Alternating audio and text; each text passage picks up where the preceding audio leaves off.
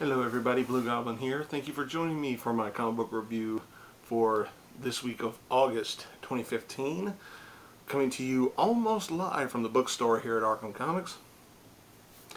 Got some Marvel, some DC, and I got something from Dynamite to talk about. Alright, without further ado, we're going to go ahead and get started with Marvel. Starting off with The Amazing Spider-Man Renew Your Vows #3.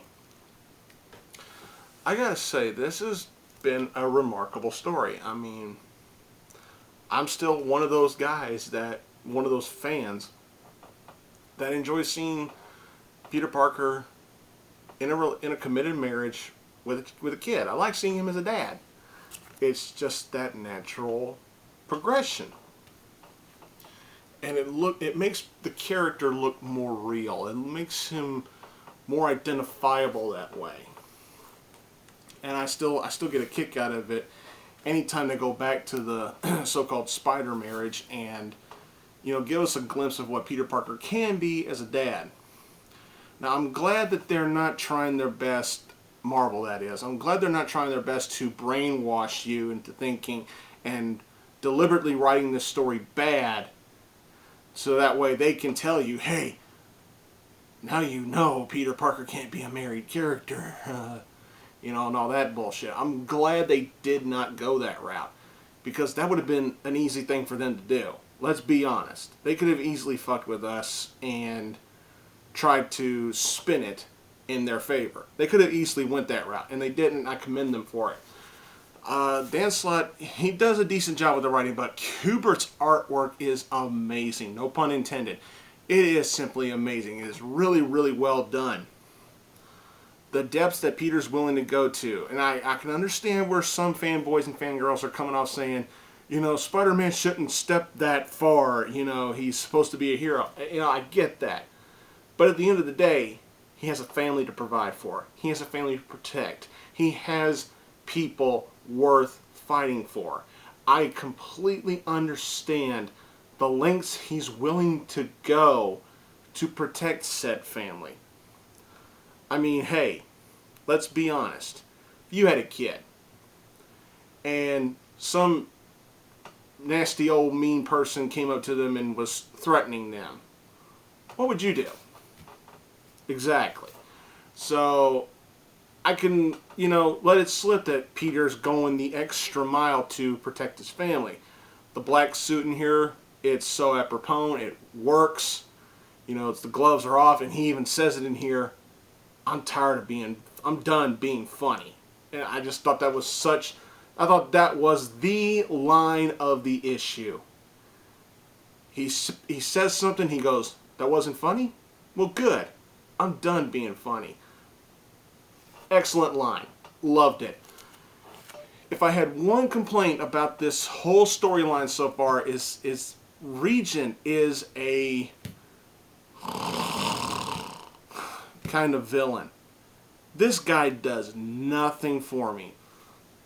It's like somebody puked him out of the 90s and they're trying to make him so regalistic and brutish, and it just doesn't work. It really doesn't work, and I find it so non-believable that he was the guy that conquered the Avengers and the X-Men. This one guy, where so many others that are way better developed than he is, couldn't do it. Give me a break. That is easily the worst part of this whole angle, is the main antagonist is boring as shit. The rest of the stuff, though, is really well told, really well paced, well put together. The family dilemmas, everything, well, almost everything works in here. This was a solid read. Despite the lack of gripping with the villain in here, it's still a solid story, and I still think it's worth your time. I give this particular issue a 3.5. I would have given it a 4 if Regent had been developed better as a villain from the get-go. Going on to Darth Vader #8. Kieran Gillen and La Roca. Fantastic stuff. I mean, this is really good shit. you know, just like I said, you know, just picture you've seen the first Star Wars movie. Picture yourself not having seen Empire Strikes Back. Then read this. Just pretend. It's not that hard. It's really not that hard. Just pretend. And in here, you see more of the frustration building up from Vader, somewhat. But it's more of a character development and build for his little sidekick here, Dr. Alpha, I believe. We get to see what kind of deviousness she can concoct. And I thought at the ending of the last issue and throughout this issue, she was going behind Vader's back and working on her own agenda. That may not be the case given what we see in here. Very well executed, very well detailed. The artwork is amazing. The writing is still solid. I just love the way this story flows. Now, for me, this was not one of the strongest issues of this series. I'm being completely honest here. This was not really that strong to me, but I still really did enjoy reading this, and I still think the Star Wars books have been surprisingly impressive here as of late with Marvel.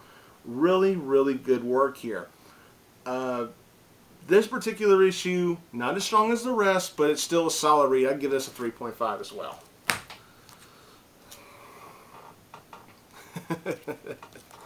This is my pick of the week, folks. My pick of the week is Giant Size Little Marvel AVX number 3. Scotty Young, damn straight. This was outstanding. This is still one of the best titles going on the shelves for Marvel Comics right now.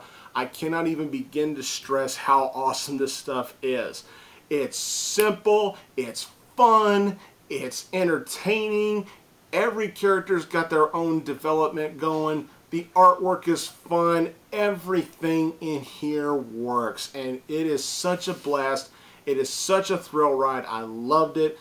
You know, and there's even a spark of realism because who hasn't experienced the new kids moving into the neighborhood and all of a sudden the neighborhood kids are going, hey, look at all our great stuff. Look at all our cool toys, you know, blah, blah, blah, blah, blah.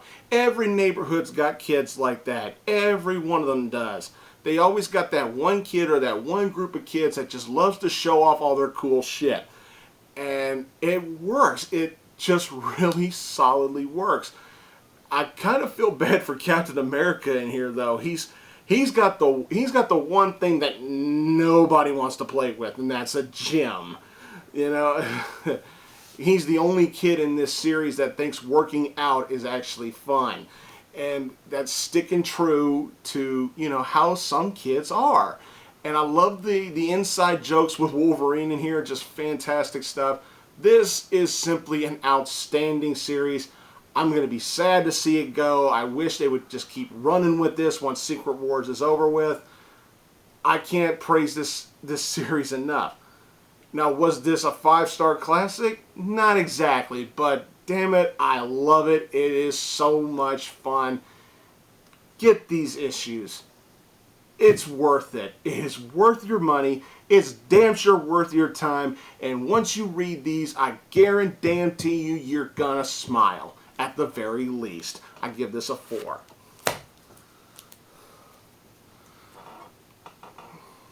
Alright. Sticking with Marvel, we got Guardians of Knowhere, number 2. Meet the Destroyer of the Destroyer, Yotat. Okay. This is basically Yotat's backstory. And in his backstory, he was a pathetic little bitch, and now all of a sudden he's Brock fucking Lesnar. Can't nobody beat him. Can't nobody hurt him. He even smacks around Gamora, who's got the cosmic powers and all that shit. Okay, the best character in here is still Rocket Raccoon, but this issue was, to me, a step down from the first issue. The first issue was really good. This one, not so much. I thought it was good for what it was. But Yotat just looks like one of those characters that's not going to be very memorable down the road. And in all honesty, I'm already forgetting some of the shit I read about him in here.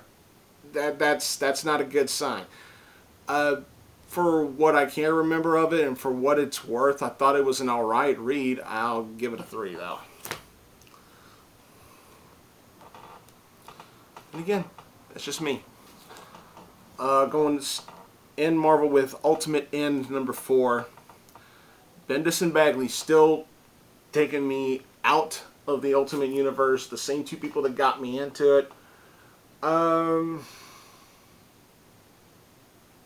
Yeah, I wasn't feeling this issue as much as I felt like I should have been. Same thing with Guardians of Knowhere. There was just something about this particular issue that just didn't really grab me. I just see Tony Stark acting, both Tony Starks. I just see them both acting like, you know, they're true to character. You know, they act like they don't give a shit what the rules are. They're just going to do things whatever they want to do. You know, it's the same stuff we come to expect from Tony Stark, but I think Bombshell was like the most worthwhile character done in here. She had a tangle with the Ultimate Punisher. Yeah, this was yeah, this was all right though. I mean, I like that they're building up Miles Morales to, you know, be some pivotal character that's gonna matter once this whole Secret Wars is done. I'm glad they're going there, but still, this issue just I don't know. I just felt like it should have captured me more than it did. I'll give it a 3. Alright, we got the Dynamite here. Dynamite and Dark Horse, excuse me. A Dynamite Dark Horse crossover, starting off with issue 1 of Red Sonja Conan. Victor Gischler. It's been a long time since I've read a book by Victor Gischler. I think the last book I read from him was a Deadpool book, and that was years ago. So I was going into this thinking, okay, it's a Gischler book. So I'm expecting this to be serious, yet a little cheeky. You know, I mean, the motherfucker wrote Deadpool. You know, for God's sake. And, you know, you go from the Merc with the Mouth to these two. It's kind of a huge sidestep, if you will. Now, their last crossover was really good. This one has a strong start. First thing I want to say is Castro's artwork. I fucking love it. It looks so well done, so awesome. I didn't think anybody could make Red Sonja look even more vicious. You know, giving her, you know, it's something so simple. You give her darker eyeshadow and you give her thicker eyebrows. And you give her more detailed facial expressions and boom, it works. And throughout this particular issue, it looks like Sonja and Conan have got some sort of romance, but only when they're horny. Other than that, when they kind of got this, I hate to say this term, but bromance. It almost kind of comes off like a bromance until they get horny. And I like the way they work off each other. You know, only these two can be dead serious and have a dead serious conversation and work together in battle when they're nearly butt naked. It just works for me. I thought it was very well done, very well put together. A solid beginning to a good series. I thought it was really well done. I will give it a 4. Could have been pick of the week, but didn't quite make it. Going to DC, starting off with Detective Comics number 43. We got artwork from Blanco in here. Buccioletta still does the writing. This is the Bombshell cover. Don't worry, Huntress is nowhere near this book. You know, I like that, you know, we're focusing more on the detective aspect, giving a bigger spotlight on the Gotham City Police Department rather than the character of Batman. You know, with Jim Gordon being Batman, I think it's apropos. I think it fits so well in a story, in a series like Detective Comics, because, you know, the focus doesn't have to be 100% on Batman. You can have the focus more on the police officers and what's going on with their ordeals. You know, Harvey Bullock's dealing with a dirty cop. Now, who this dirty cop is, I'm not going to spoil that. but he also is trying to set up a little deal or a little agreement or a little side plan with Jim, and it doesn't look good. I'll just say that. But I actually applaud DC for, when it comes to detective comics, you put more of a focus on the detectives. It's so simple. God damn it, it might just work. And who'da thunk it? It's really good. Really solid. Love it. I just love it. I give this a 4 as well. Green Lantern 43. Ben Diddy, Ethan Van Sciver. Man, that artwork is great. This was actually pretty good. This was a step up from the last 2 issues. Here you got, Hal Jordan continuing his work as the Renegade. If you hear that noise in the background, that's the dogs barking. But, Hal is continuing working as the Renegade. He's still got that Green Lantern tech. But in here, he comes across an old familiar face. He runs into Relic in here. Now, thankfully, Relic doesn't recognize him in this issue. Thankfully. Hal's got to go in with his cover down, with his weaponry down. He's got to go in there, with a full trusting face to see if he can learn what's going on with Relic, what happened to the Source Wall and everything. It's just really good storytelling, and it's got some real tense moments in here. You're like, I'm thinking, oh god, if Relic finds out that's Hal Jordan, he's fucked. It's just, yeah. And it was refreshing to, get that kind of intensity. The intensity wasn't very high, but at least it was there. And it really helps add to the storytelling in here. And I thought it was really well done. Yeah, solid work. I really enjoyed it. Can't really complain too much. I mean, it wasn't perfect, but, it was good for what it was. I'll give it a 3.5. All right, we're ending this review with Justice League Gods and Monsters Wonder Woman. Mr. Maddie's and Bruce Timm. Wow. I'm going to go ahead and say right now, I think I can safely assume or safely make the, not assume, I think I can make the proclamation that, in my opinion, this is probably the weakest of the 3 one-shots that, introduce Bat, Supes, and Wonder Woman. I think this was the weakest one out of the first 3. But that doesn't mean this was a bad book. I mean, just, Batman and Superman had such a better development and had such a better grip on me than this one did. This is Becca from Apocalypse. It's not Diana Prince. So some people are kind of iffy on what's going on here with this storyline. But this is Becca from Apocalypse, and she is stranded in. She gets stranded from a mother box, and she gets sent to the early to mid 1960s here on Earth, and she witnesses some glorious moments, and she also witnesses America, or the world, excuse me. She witnesses the Earth at some of its most vile moments, including one that I thought. I was like, okay, DC's capitalizing on a certain subject that's a really hot topic right now, and showing and reminding us, it was a big issue back then, back in the 60s. You also got winks and nods to the Cuban Missile Crisis with Kennedy, stuff like that. I thought this was a good history lesson. Show people just how bad some shit was in the 60s, but also show how good some of the shit was back in the 60s. I thought this was really well executed. The artwork, some of the interior artwork looked kind of iffy on some pages, but still really well put together. Becca finds a new hope in humanity after what she's experienced. There were some hard blows, but then again, there was also some glorious moments, like I said. And this was a good example on how to tell a story like that.